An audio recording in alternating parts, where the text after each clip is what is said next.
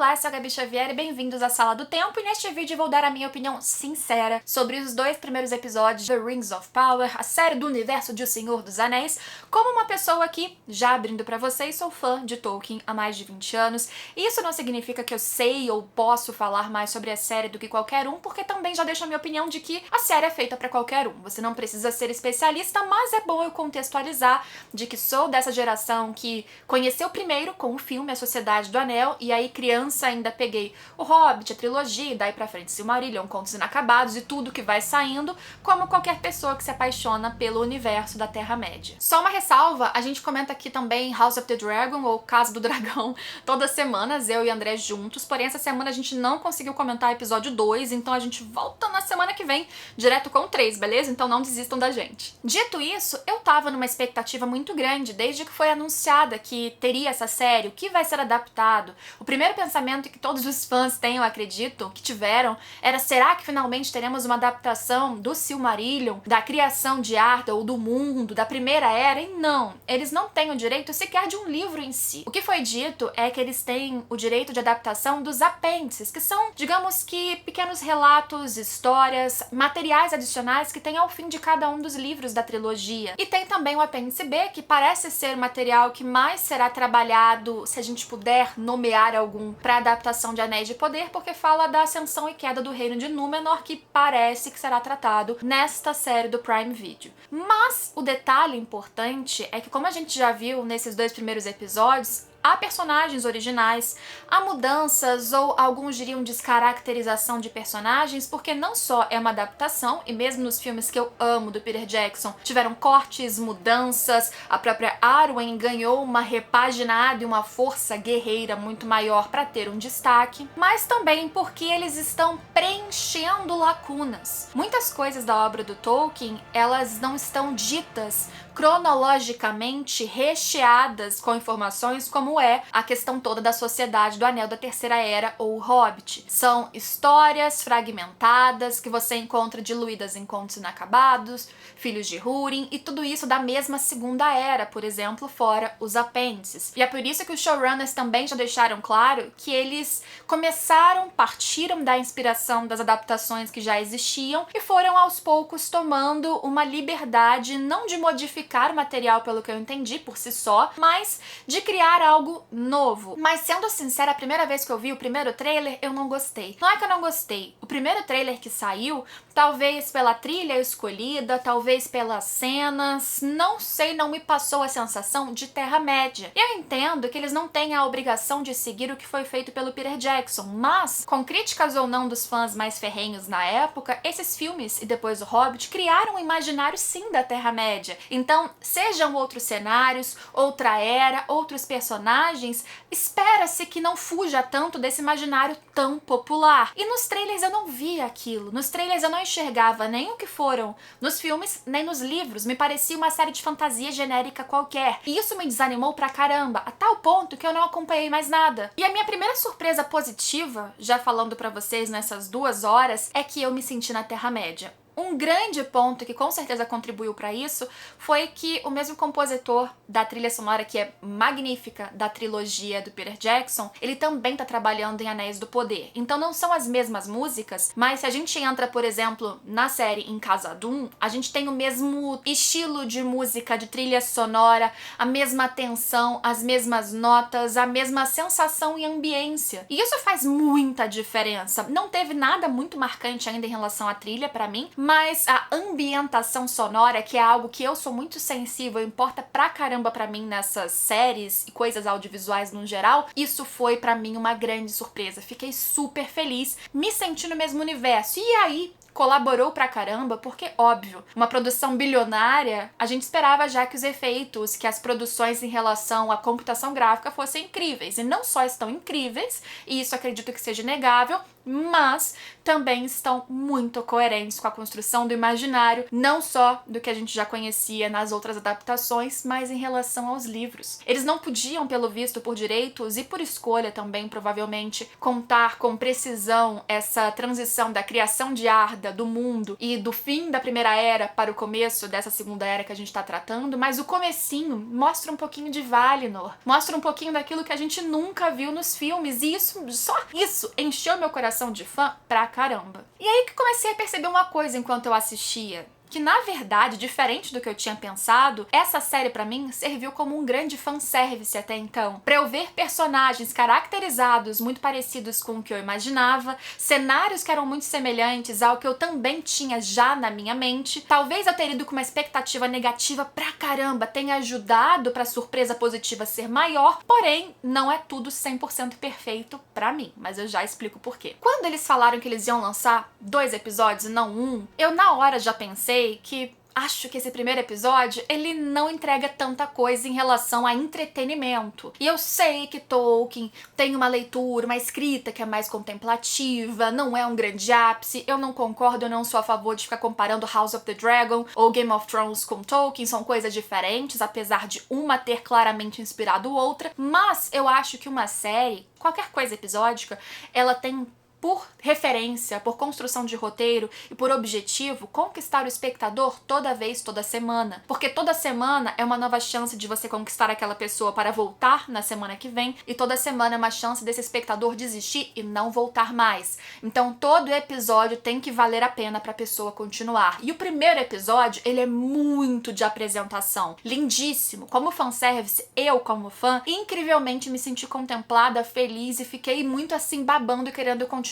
Mas talvez, além dos cenários e ambientes lindíssimos, da coisa de fantasia que é sensacional, porque é Tolkien, talvez a pessoa precisasse de mais um pouquinho. E por isso, pra mim, na minha visão, que eles lançaram os 2 episódios de uma vez só, porque eles não são burros e eles sabiam que eles precisavam de um pouquinho mais pra convencer as pessoas a continuarem na próxima semana. E isso pra mim não se deve necessariamente ao fato de que Tolkien é assim mesmo e as coisas são contemplativas. E isso é uma visão muito particular e você tem toda a liberdade de discordar, claro, aqui embaixo, mas eu acredito que essa escolha deles apresentarem absolutamente todos os núcleos ou os núcleos principais de uma vez só, fez com que a série parecesse fragmentada demais, diluísse pra caramba o que estava acontecendo. Qualquer filme, qualquer série, até mesmo Game of Thrones, que é bem diluído no geral, eles sempre escolhem um ponto de onde partir e aquilo vai crescendo num emaranhado pra você conseguir conhecer outras pontas aos poucos. Então, por mais que a história possa ser, e muitas vezes em várias séries é contemplativa, lenta, sem grandes cenas de ação, porque não é necessariamente a proposta o tempo todo, você não é bombardeado de coisas e informações de forma que, às vezes, são tantos núcleos para serem mostrados em uma hora que eles mal saem do lugar. Essa foi a minha sensação, especialmente no primeiro episódio. Mostraram tanto que andaram pouco, mas eu acredito que daqui pra frente, depois desses 2 episódios, eles têm sim alguns ganchos finalmente colocados depois de 2 horas pra começar a caminhar, ainda que no ritmo todo particular dessa série e desse universo, e pela primeira vez eu tô otimista. Agora, bora falar um pouquinho mais sobre personagens, núcleos em específico, Galadriel, que foi um grande ponto polêmico, e o que eu espero daqui pra frente. Primeiro que eu acho que os núcleos que mais funcionaram foram, sem dúvidas, Khazad-dûm, os anões, a interação de Durin com Elrond é sensacional. Tem um núcleo que foi completamente original, criado com Arondir, um novo elfo, e a humana Browin, se eu não me engano, e é um amor de elfo e humano, uma coisa que existe também na Terra-média em vários outros casos. Existia Arwen e Aragorn, muito antes disso tinha Beren e Lúthien, então não é uma dinâmica, uma criação original que foge tanto do imaginário que já é estabelecido aqui, e me pareceu, inclusive, que esses 2 estão levando para alguns acontecimentos que são interessantes, então me pareceu algo original, porém bem criado até então. Mas eu tive um grande problema com não um grande problema, mas um pouco de frustração com o que foi apresentado como principal ou a principal dessa série e que até então não me conquistou, que foi a Galadriel. Eu não sou aquela pessoa que vai ficar criticando e reclamando que Galadriel tá igual uma amazona e nunca foi dito, porque, mais uma vez, existem lacunas pra preencher. Eles estão partindo do pressuposto que em milênios uma pessoa pode mudar, então não significa que esta não terá uma transição para um dia ser a outra Galadriel que conhecemos na Terceira Era, por exemplo. Fora que tem uma grande premissa que foi colocada claramente nos primeiros episódios,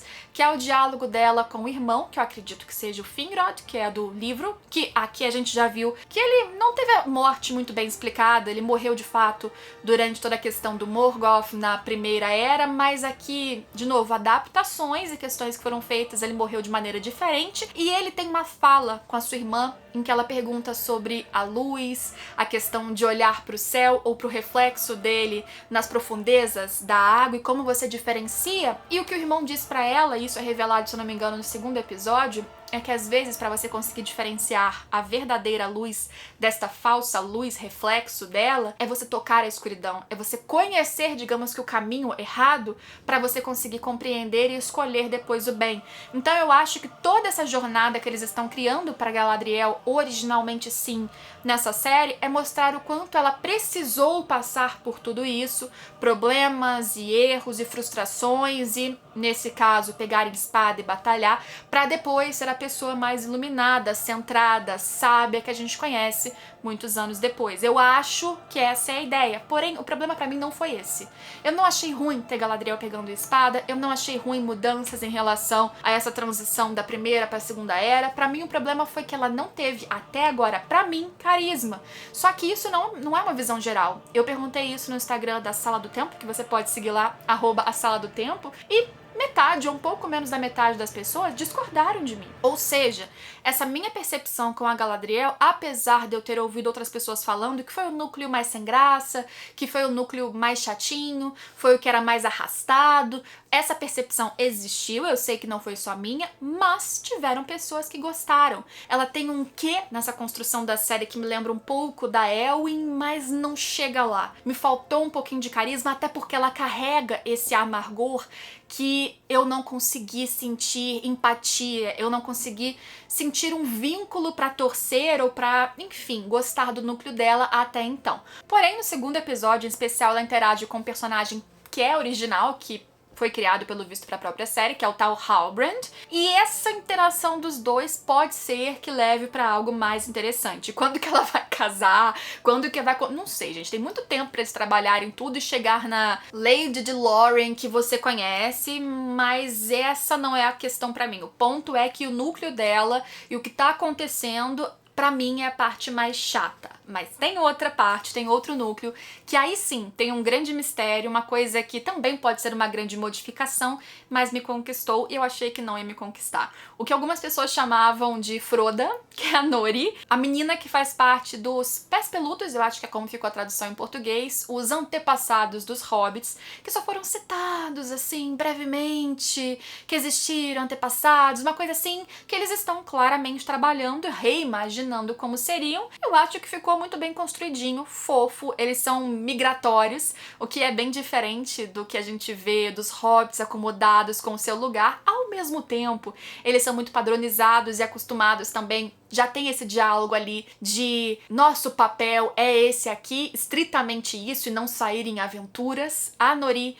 que é a menina que tem destaque dentro desse povo, ela faz esse paralelo da menina que quer explorar, que quer conhecer e que se arrisca por causa disso. Lembra muito o que a gente tinha até mesmo do Bilbo, mas eu achei que ela tem, olha só, um grande carisma.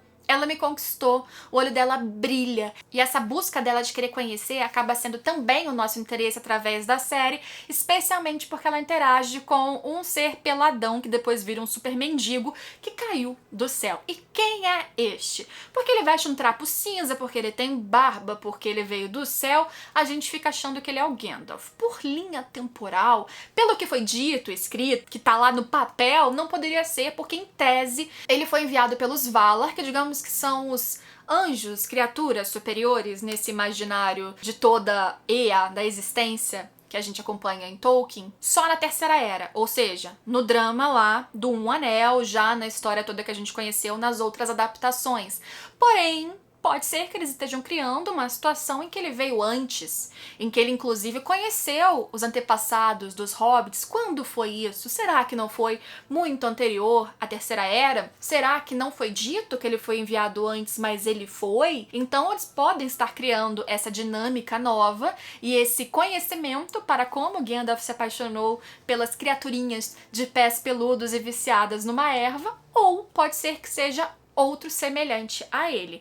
Não vou entrar nesse tipo de mitologia em detalhes aqui, pode ser que vários de vocês já conheçam ou tenham visto em outros vídeos, mas muito simplesmente a criação de toda essa existência, quando você pega o Silmarillion no Tolkien, ela lembra muito inclusive a criação que existe até mesmo na Bíblia. E o ser Eru Ilúvatar, que criou o Deus, vamos dizer, que criou toda a existência, ele primeiro criou as criaturas que são os Valar, que são, como eu disse, um paralelo talvez do que fossem os anjos. Criaturas superiores, criaturas incríveis, divinas, e as principais eram 15, e as outras que estariam um pouco abaixo, digamos assim, desses Valar seriam os Maiar. E todos esses, Maiar e os Valar, seriam os Ainur. Eu sei que são muitos nomes, mas vamos dizer que o cara que foi da Primeira Era, o primeiro Senhor Sombrio, o Melkor ou o Morgoth, ele era um desses 15 Valar que ele foi para a escuridão e virou o Senhor Sombrio. Já o Sauron, que é uma grande questão, que era um seguidor deste primeiro Senhor Sombrio, que era um Valar que caiu, um anjo caído,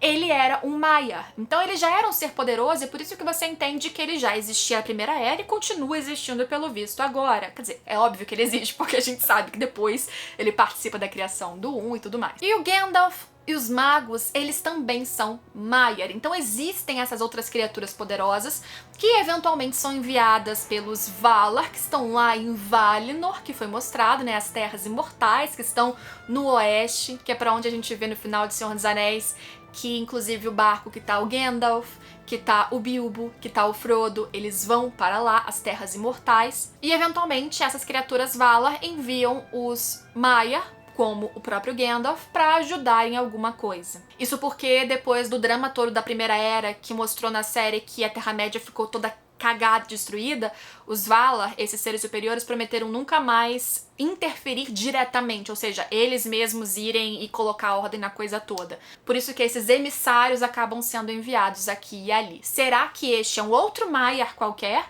Ou será que é mesmo Gandalf? Fica aí a dúvida. Essa dúvida, e um outro mistério que ficou, foi sobre a descoberta em Khazad-dûm dos anões, que me pareceu pelo brilho, que deve ser a descoberta da Mithril, aquele mesmo material da armadura que a gente vê do Frodo, por exemplo, que antes era do Bilbo, que é um metal super, super sólido, que ele, por exemplo, não permite nem que uma lança passe, mas que é fino, que é leve, né, que é uma pluma, uma coisa maravilhosa, ou seja, algo raríssimo. Eu diria que é isso, mas foram esse mistério.